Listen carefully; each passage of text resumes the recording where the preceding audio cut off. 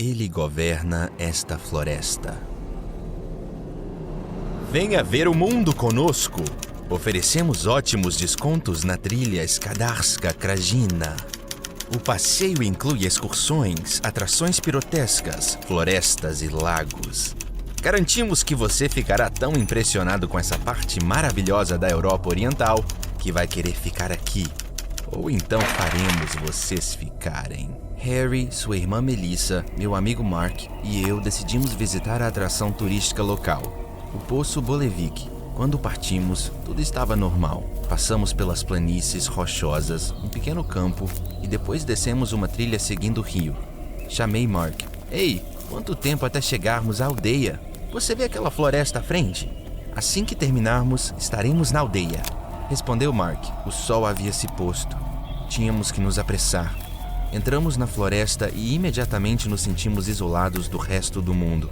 Estávamos cercados por árvores antigas e de aparência sinistra que faziam toda a floresta parecer sinistra. Mas, como descobrimos depois de algumas horas, as árvores não eram as coisas mais estranhas que encontraríamos. A bússola de Harry, seu mapa e até mesmo seu GPS mostravam diferentes rotas para fora da floresta. Estávamos definitivamente perdidos agora. Não iríamos chegar à aldeia hoje. A escolha lógica era passar a noite na floresta. Acendemos uma fogueira e montamos tendas. O clima estava péssimo. Entrei no meu saco de dormir e desmaiei em alguns minutos. Acordei no meio da noite com um som de passos pesados e molhados e um farfalhar estranho. Tirei minha mão do saco de dormir e senti água. Saltando, percebi que havia uma poça ao redor do meu saco de dormir. Estranho. Lembrava de ter colocado meu saco de dormir no chão seco ontem à noite. E não havia chovido desde então. Eu saí da minha tenda e ouvi Mark abrir o zíper da barraca ao meu lado. Mark olhou para mim perplexo, segurando seu encharcado saco de dormir. Então, de repente, ouvimos um grito. Só então percebi que Harry e Melissa não estavam conosco. Corremos para fora das nossas tendas na escuridão. E puta merda! Eu me senti paralisado de terror com o que vimos. Melissa estava presa em um pequeno pântano, se contorcendo em uma tentativa de se libertar.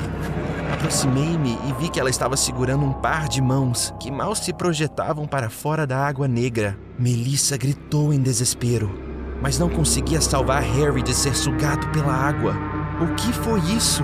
E como não notamos esta área perigosa ao montar o acampamento? Eu agarrei os braços de Melissa e a puxei para fora do pântano. Tivemos que acalmá-la. Uma imagem aterrorizante estava diante de nós. 2 mãos pálidas saindo da água negra, no meio de uma floresta profunda e silenciosa. De repente, o pântano gorgolejou. As mãos de Harry estremeceram e, com um som nojento de mastigação, ele desapareceu na água. Foi como se algo tivesse puxado das profundezas do pântano. Eu me sinto mal. Eu disse a Melissa que deveríamos voltar para o acampamento. Eu olhei em volta e percebi que Mark havia desaparecido. O que está acontecendo aqui? Então ouvimos Mark dar um grito estrangulado. Melissa ficou histérica, cobrindo a cabeça com as mãos. Corri na direção da voz de Mark, cambaleando na escuridão. Na trave da minha lanterna, vi algo que nunca iria esquecer. Mark estava até a cintura em outro pântano. Ele estava agarrado à grama, tentando se puxar para fora. Mas algo estava puxando para baixo. Corri em sua direção, agarrei suas mãos e tentei puxá-lo para cima. Melissa apareceu ao meu lado. Ela agarrou-se a ele e tentou me ajudar a tirá-lo do pântano. Conseguimos puxá-lo um pouco mais para fora do pântano quando, de repente, algo com força puxou de volta para baixo. Mark gritou e o som ecoando por toda a floresta. Não! Não! Algo está me comendo! Eu fiquei pálido. Melissa e eu puxamos com mais força. Houve um estalo e fomos jogados para trás. Mark estava deitado, inconsciente, na grama, à nossa frente. Tínhamos conseguido tirá-lo do pântano, mas quando eu apontei minha lanterna em direção a ele, eu quase vomitei. Estava faltando a metade inferior do corpo de Mark. Ainda estava lá, na água negra. Fiquei paralisado de medo. Melissa ficou tão horrorizada que nem conseguiu. De repente, o silêncio foi interrompido por um som gorgolejante. Vinha do pântano onde as pernas de Mark haviam desaparecido. À luz da lanterna, pudemos ver algo emergindo da água. Era preto e parecia formado por uma gosma espessa. Suas mãos se arrastavam no chão enquanto ele se movia ao nosso encontro. Uma enorme cabeça repousava em seus ombros. O aparecimento deste monstro de pesadelo me tirou do meu estupor. Joguei Mark por cima do ombro e agarrei Melissa pela mão. Nós fugimos, sem esperar que a criatura emergisse totalmente do pântano. Deixamos para trás nossas barracas e mochilas e corremos através da floresta. Melissa e eu estávamos cambaleando e caindo de exaustão, mal conseguindo continuar carregando Mark. Ele estava quase morto. Os galhos das árvores ficavam batendo na nossa cara. Melissa estava chorando e ofegando. Eu estava sem fôlego e minha cabeça girava de tanto correr. Mas não conseguíamos parar. Sabíamos o que nos esperava se o fizéssemos. Já havíamos perdido qualquer esperança de sair da floresta, quando de repente as árvores se separaram e as luzes de uma vila tornaram-se visíveis à frente. Nós realmente tínhamos conseguido? Eu pedi ajuda com uma voz rouca e irregular. Uma senhora idosa saiu correndo da casa mais próxima, vindo em nossa direção. Um homem apareceu atrás dela, provavelmente seu filho. Ele começou a perguntar algo, mas eu o interrompi. Por favor, ajude! Ele precisa de ajuda! Eles nos levaram para dentro de casa sem fazer perguntas. Eles colocaram Mark bem na mesa e o filho da mulher idosa habilmente começou a trabalhar. Eles levaram eu e Melissa para o quarto vizinho. Tentei acalmar Melissa, mas não consegui evitar que minhas mãos tremessem.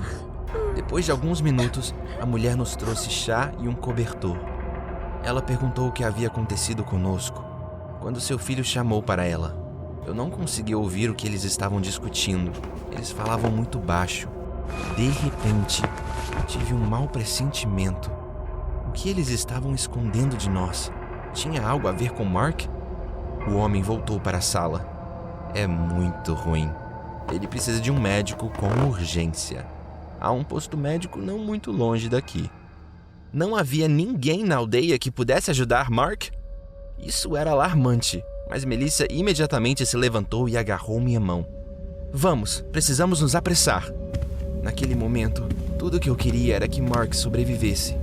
Dei uma olhada nele e de repente senti que nunca mais nos veríamos. Isso era ridículo. Deixando de lado meu pensamento perturbador, eu segui o homem para fora da casa.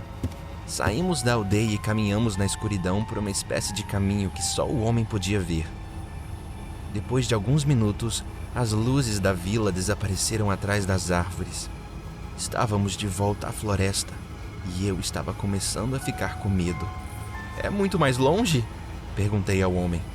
Está perto. Há uma estrada depois dessa colina. Então estaremos a um pulo da estação. Ele respondeu sem se virar. Que tipo de estação é essa? Só então me dei conta de que estávamos seguindo um estranho a um lugar que só ele sabia como chegar. Ao detectar nosso nervosismo, o homem começou a nos contar sobre um levantamento geológico que havia sido realizado na área alguns anos atrás. Muitas fontes subterrâneas foram descobertas ao redor da floresta. Muitas pessoas trabalharam na estação de pesquisa. Eles estavam perfurando poços no solo e um dia eles encontraram algo antigo e desconhecido. Então as pessoas da estação e arredores começaram a desaparecer. Metade da aldeia foi para a floresta e nunca mais voltou. Então a estação foi fechada e agora há apenas um pequeno grupo de pessoas trabalhando lá, algumas das quais são médicos. Estávamos tão distraídos com sua história que não percebemos que havíamos entrado em uma grande clareira. Não havia estradas à vista. Quero mostrar uma coisa para vocês. Vamos, disse o homem e nos conduziu até um aglomerado de pequenas estruturas de pedra. Conforme nos aproximávamos, percebi que eram poços. Havia pelo menos uma dúzia deles na clareira. Por que havia tantos? Foi aqui que eles fizeram a perfuração de teste. Dê uma olhada. Ele acenou para nós. Melissa e eu avançamos com cautela. Por que ele está nos mostrando este lugar? O que eu deveria estar olhando? Não faça isso, Melissa sussurrou para mim com medo. Mas eu olhei para o poço de qualquer maneira. Tudo o que pude ver foi um abismo sem fundo. O cheiro podre vinha de dentro e pude ouvir um leve murmúrio. Senti um arrepio percorrer minha espinha. De repente, alguém me bateu nas costas. Perdi o equilíbrio, tropecei na beira do poço e caí no abismo. Meu coração parou. Depois de alguns segundos, caí em algo macio e pegajoso. Eu ouvi Melissa gritando de algum lugar acima. Então ouvi um baque e os gritos pararam. A vida de um estranho ao invés de um de nossos. A voz do homem ecoou no poço. Então tudo ficou em silêncio. Eu estava deitado na lama, no chão de uma grande gruta. Um córrego subterrâneo estava fluindo em algum lugar próximo. Estava cercado por pequenas fissuras escorrendo lama pútrida. Podia ver a lua pairando bem acima de mim. Não conseguia ouvir mais nada. Sabia que era inútil procurar Melissa ou salvar Mark. Os aldeões claramente sabiam de tudo. Eles nunca tiveram a intenção de nos ajudar. Eles só queriam nos usar como sacrifícios. De repente, ouvi aquele som gorgolejante novamente. A lama mudou. Uma silhueta negra se ergueu lentamente do canto mais distante da gruta. Eu sabia que esse era o fim. Não tinha para onde correr. Ele se moveu em minha direção. Eu podia ouvir seus passos maçantes. Não desse jeito. Recuei, pensei em Harry, em Mark. Eu não quero morrer como eles. A criatura, a governante da floresta, se aproximou. Meu pé tropeçou e caí na água. Fui pego pela corrente e fui rapidamente levado em direção a um aglomerado de rochas. Prefiro morrer assim do que ser comido por aquela criatura. Mas fui salvo no último momento. A corrente me arrastou para baixo das rochas e acabei em um canal subterrâneo. A água estava me levando a algum lugar. Minha cabeça bateu contra as rochas algumas vezes. Pude sentir que estava ficando sem ar. Comecei a engasgar. Minhas mãos agarraram convulsivamente a água. Estava prestes a cair inconsciente quando de repente fui jogado à superfície. Remei com minhas mãos com o que restava de forças e logo senti o chão sob meus pés. Rastejei até a margem de um pequeno lago na floresta e caí de costas. Eu realmente entendi? Estou bem.